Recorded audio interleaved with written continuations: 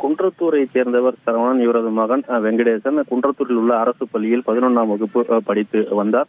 காலாண்டு தேர்வு முடிந்து நேற்றைய தினம் பள்ளிக்கு வழக்கம் போல் சென்றபோது திடீரென பள்ளியில் மயங்கி விழுந்தவனை அங்கிருந்த ஆசிரியர்கள் அவனை மீட்டு அருகில் உள்ள தனியார் மருத்துவமனையில் சிகிச்சைக்காக கொண்டு சென்று சேர்த்தனர்.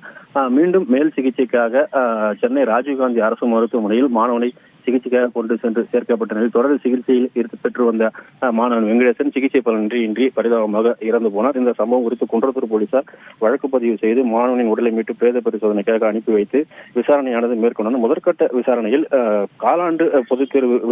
காலாண்டு தேர்வு விடுமுறையில் அதிக நேரம் செல்போனில் விளையாடி வந்ததாக கூறப்படுகிறது. இதன் காரணமாக நேற்றைய தினம் பள்ளிக்கு செல்லும் போது தலைவலிப்பதாக அவரது பெற்றோரிடம் கூறிவிட்டு பள்ளிக்கு சென்ற நிலையில் திடீரென பள்ளியில் அந்த மாணவன் மயங்கி விழுந்துள்ளான். அவனை மீட்டு அரசு மருத்துவமனை கொண்டு சென்ற நிலையில் தற்போது சிகிச்சை பலனின்றி அந்த மாணவன் இறந்து போயிருப்பது தெரிய வந்துள்ளது.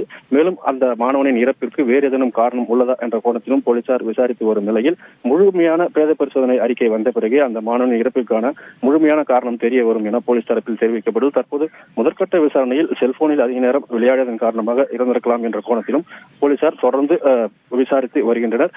பள்ளி வளாகத்தில் மயங்கி விழுந்த பள்ளி மாணவன் மருத்துவமனையில் சிகிச்சை பலனின்றி இறந்து போன சம்பவம் இந்த பகுதியில் பெரும் சோகத்தை ஏற்படுத்தியுள்ளது. மேலும் அந்த மாணவனின் உடல் பிரேத பரிசோதனை நடைபெற்று வரும் நிலையில் அந்த மாணவனின் உடலுக்கு அஞ்சலி செலுத்துவதற்காக அவரது நண்பர்கள் இந்த பகுதியில் அதிக அளவில் கூடியுள்ளனர். மேலும் அந்த பள்ளி மாணவர்களும் கையில் செல்போனை வைத்துக் கொண்டு அதிக அளவில் செல்போனில் விளையாடி கொண்டிருப்பது காட்சிகளையும் தற்போது இங்கு பார்க்க முடிகிறது.